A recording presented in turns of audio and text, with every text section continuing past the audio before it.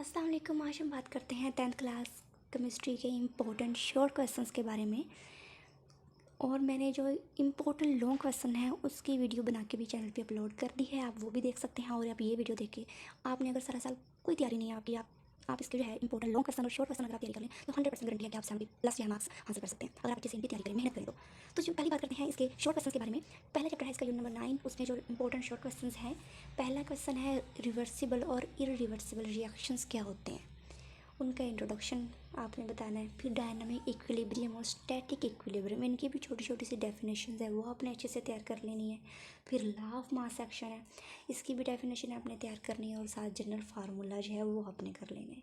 फिर equilibrium constant है, equilibrium constant क्या होता है वो आपने याद कर लेना है, यानी कि वो Kc होता है, वो हम इस्तेमाल करते हैं लॉ ऑफ मास एक्शन में। फिर आगे how dynamic equilibrium constant is established, यानी डायनामिक इक्विलिब्रियम कैसे इस्टेब्लिश होता है वो आपने बता देना है। फिर आगे एक्टिव मास का और रेट ऑफ रिएक्शन का रिलेशनशिप क्या है आपस में वो बता देना है। फिर direction of a reaction can be predicted, यानी हम जो रिएक्शन है उसकी डायरेक्शन कैसे जो है उसका पता कैसे लगा सकते हैं, ये आपने याद कर लेना है। फिर यूनिट नंबर 10 आता है, उसमें आपने आर्हेनियस के कंसेप्ट के हिसाब से एसिड और बेस की डेफिनेशन याद कर लेनी है और उसका एक एक रिएक्शन कर लेना है। फिर इसकी लिमिटेशंस हैं आर्हेनियस कंसेप्ट की, वो आपने कर लेनी है। फिर आपने ब्रोंस्टन लोरी थ्योरी बतानी है कि वो है क्या, कि उसमें एसिड और बेस को किस तरह डिफ़ाइन किया गया है। साथ आप इनकी जो है रिएक्शंस भी कर लेना, ये आपकी पूरी गारंटी के साथ आपके 2 में से 2 मार्क्स ही पक्के आएंगे। फिर आगे आता है differential lives acid and base, यानी लिवस एसिड और बेस में क्या फ़र्क है वो आपने बताना है। फिर H पॉजिटिव आयन जो है वो लिवस एसिड के तौर पर एक्ट क्यों करते हैं वो आपने याद करना है। Give 4 uses of sulphuric acid, sulphuric acid के 4 यूजेस जो हैं वो आपने बताने हैं।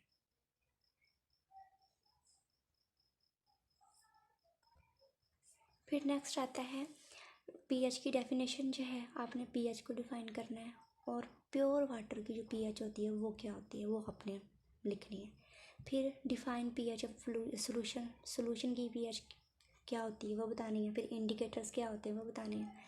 फिर साल्ट्स क्या होते हैं उनकी 2 एग्जांपल्स बतानी है।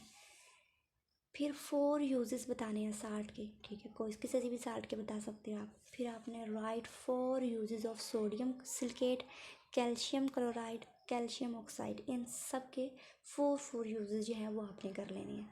फिर आगे डिफ्रेंशिएट करना है आपने कि एसिटिक साल्ट कौन से होते हैं और बेसिक साल्ट कौन से होते हैं। नेक्स्ट आता है जो नंबर 9, इसमें वाइटल फोर्स थ्योरी है वो आपने कर लेनी है। फिर डेफिनेशन ऑफ ऑर्गेनिक कंपाउंड्स है, यानी ये ऑर्गेनिक कंपाउंड्स कौन कौन से उनकी आपने डेफिनेशन लिखनी है। फिर डिफाइन कैटिनेशन, कैटिनेशन का आपने बताना है।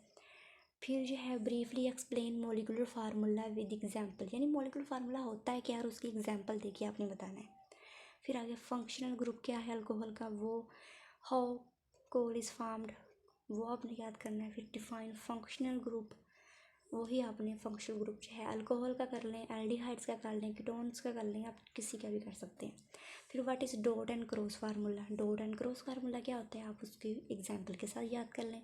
फिर ओपन चेन, यानी ओपन चेन कंपाउंड और ए साइक्लिक कंपाउंड, ये दोनों एक ही का नेम है। तो ये कभी कभी क्वेश्चन जो है वो ए साइक्लिक भी पूछ लेता है, ए साइक्लिक इस्तेमाल कर लेता है, कभी ओपन चेन इस्तेमाल कर लेता है। तो ये आपने अच्छे से याद रखना है कि ए साइक्लिक कंपाउंड किसे कहते हैं। फिर आते हैं एलिसाइक्लिक कंपाउंड, यानी नॉन बेंजोनाइड कंपाउंड्स, ये भी आपने कर लेना है। फिर आते हैं साइक्लिक कंपाउंड्स कौन से होते हैं वो आपने एग्जांपल के साथ बताना है। फिर आइसोमेरिज्म क्या होते हैं और हाउ मैनी आइसोमेरिज्म पेंटेन है, यानी पेंटेन के आइसोमर्स कितने हैं वो आपने याद कर लेने हैं। फिर आपने उनको बना के भी दिखाना है कि इसको ये न्यू नाउन पेंटेन है या क्या भी है उसका नाम, वो आपने जो है वो साथ साथ नेम भी लिखने हैं और साथ साथ आपने जो है उसके फार्मूलेज भी बना देने हैं। नेक्स्ट आता है यूनिट नंबर 12, यूनिट नंबर 12 में आता है हाइड्रोकार्बन्स की डेफिनेशन आपने करनी है। फिर ओपन चेन हाइड्रोकार्बन और क्लोज चेन हाइड्रोकार्बन्स, ये आपने याद कर लेने एग्जांपल्स के साथ। फिर what are saturated and unsaturated hydrocarbons, saturated hydrocarbons कौन से होते हैं और अनसैचुरेटेड हाइड्रोकार्बन्स कौन से होते हैं। फिर why alkanes are called paraffins, यानी अल्केन्स को पैराफिन्स क्यों कहते हैं। फिर हाइड्रोजनेशन ऑफ एल्कीन कहते हैं, इससे क्या मुराद है, आपने जो है जो हाइड्रोजनेशन है इसमें ज़्यादा इंपॉर्टेंट उसका जो है फार्मूला वो है रिएक्शन है, तो आप उसको रिएक्शन को ही लिख दोगे, उसको ना भी इतना एक्सप्लेन करोगे तो भी आपको जो है वो 2 के 2 मार्क्स मिल जाएंगे। फिर आगे आता है uses of ethane and ethene, इन दोनों के यूजेस आपने कर लेने हैं। फिर नेक्स्ट आता है यूनिट नंबर 13, उसमें बायोकेमिस्ट्री की डेफिनेशन वो आपने अच्छे से कर लेनी है। पॉलीसैकेराइड्स क्या होते हैं और उनकी प्रॉपर्टीज़ क्या होती हैं, यानी उनकी खुसूसियात क्या होती हैं, क्रिस्टलाइन होते हैं, इनसोल्यूबल होते हैं या सोल्यूबल होते हैं, जिस तरह भी होते हैं वो आपने इनकी याद कर लेनी है। फिर आगे आता है करैक्टरिस्टिक्स आनी है मोनोसैकेराइड्स की खुसूसियात आपने कर लेनी है। फिर डिफाइन अमाइनो एसिड और उनका जनरल फार्मूला भी आपने तैयार कर लेना है, ये बहुत इंपॉर्टेंट है। फिर आगे essential and non essential amino acids, यानी जो कौन कौन से ऐसे अमाइनो एसिड्स हैं जो हमारे लिए बहुत ज़रूरी हैं। फिर आगे आपने सोर्सेज एंड यूजेस कर लेने हैं वाइटामिन के, विटामिन ए और विटामिन डी के। फिर आगे कार्बोहाइड्रेट है, उनके यूजेस हैं। फिर आपने डिफ्रेंशिएट करना है घी एंड ऑयल को। फिर फंक्शन ऑफ डीएनए, यानी डीएनए क्या काम करता है, डीएनए का पहले नेम बता देना आपने, फिर उसका 1-2 जो है वो उसका फंक्शन बता देने हैं। टाइप ऑफ वाइटामस के टाइप क्या होती हैं। फिर how you justify RNA works like a messenger, ये भी आपने जो है एक्सप्लेन कर देना है कि आरएनए जो है वो किस तरह मैसेंजर के तौर पर काम करता है, यानी पैगाम भेजने वाले के तौर पर। आगे यूनिट नंबर 14 है, पैगाम भेजने वाला का मतलब ये है कि एक जगह से पैगाम लेकर दूसरी जगह पहुंचाने वाला। यूनिट नंबर 14 है, उसमें आपने एटमॉस्फेयर और उसकी जो है वो स्फेयर्स कर लेने हैं। नेक्स्ट आता है डिफ्रेंशिएट बिटवीन एटमॉस्फेयर और इन्वायरमेंट, यानी एटमॉस्फेयर क्या होता है और इन्वायरमेंट क्या होता है। फिर आगे आता है name the major constituents of troposphere के कंस्टिट्यूएंट्स कौन से हैं, मेजर कंस्टिट्यूएंट्स। फिर आगे आता है प्लूटेंट्स क्या होते हैं, और आगे प्राइमरी और सेकेंडरी प्लूटेंट्स क्या होते हैं, उन दोनों का आपने डिफ्रेंशिएट करना है। नेक्स्ट आता है ग्रीन हाउस इफेक्ट, ये क्या होता है, ग्लोबल वार्मिंग और उसके इफेक्ट क्या होते हैं। फिर आगे वाई कार्बन डाइऑक्साइड का जो कार्बन डाइऑक्साइड गैस जो है उसे ग्रीन हाउस गैस क्यों कहते हैं। फिर नेक्स्ट आता है carbon dioxide is responsible for heating up atmosphere how, कहते हैं कार्बन डाइऑक्साइड जो है वो कैसे रिस्पॉन्सिबल है एटमॉस्फेयर को हीट अप करने के लिए। फिर आगे एसिड रेन के इफेक्ट कर लेने हैं। ओजोन होल क्या होता है उसको किसने नोटिस किया था पहले। फिर इफेक्ट ऑफ ओजोन डिप्लीशन, यानी ओजोन की डिप्लीशन जो है डिलीट होना, उसका ख़त्म होना, उसके असरात क्या हैं। फिर नेक्स्ट आता है where the ozone layer is found, यानी ओजोन लेयर कहाँ पाई जाती है।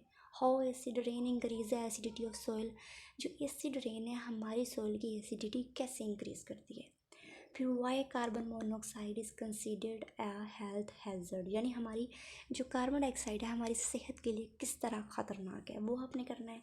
फिर how sulphur containing compounds are emitted naturally, यानी जो कंटेनिंग कंपाउंड्स है वो किस तरह नेचुरली कुदरती तौर पर जो है वो खारिज होते हैं। ये नेक्स्ट आता है यूनिट नंबर 15, इसमें जो है वाटर कैसे जो है प्लांट में राइजेस करता है, यानी नीचे से ऊपर तक कैसे जाता है, उसकी जड़ों से लेकर पत्तों तक।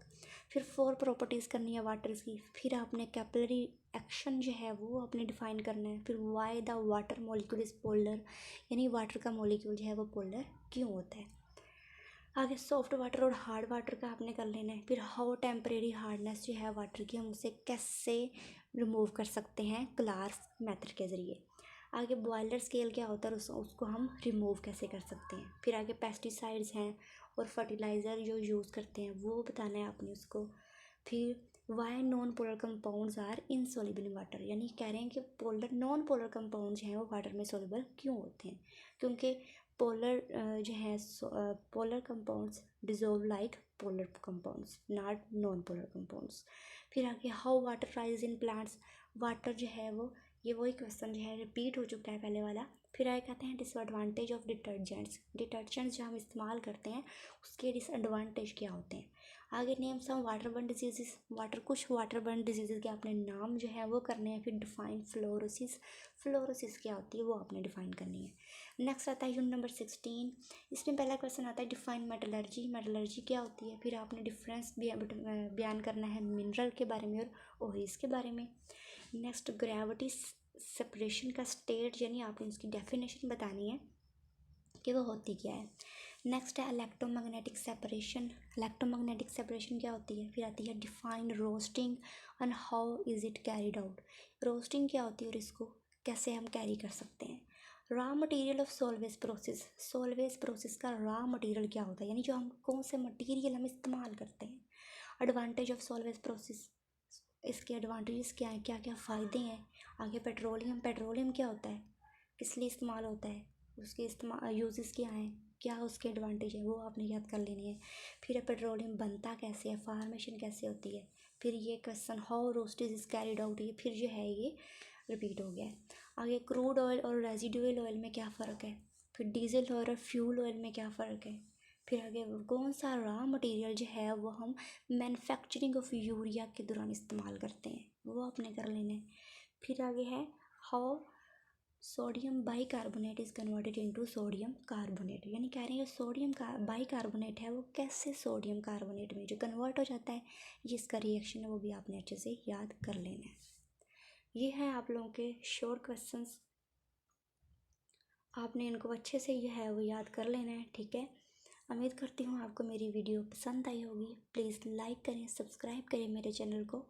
और मैंने जो है आपको फिर बता देती हूँ कि मैंने केमिस्ट्री के इम्पोर्टेंट लॉन्ग क्वेश्चन जो हैं वो अपने चैनल पे अपलोड कर दिए हैं, वो भी आप वहाँ से भी तैयारी करें और यहाँ से भी तैयारी करें।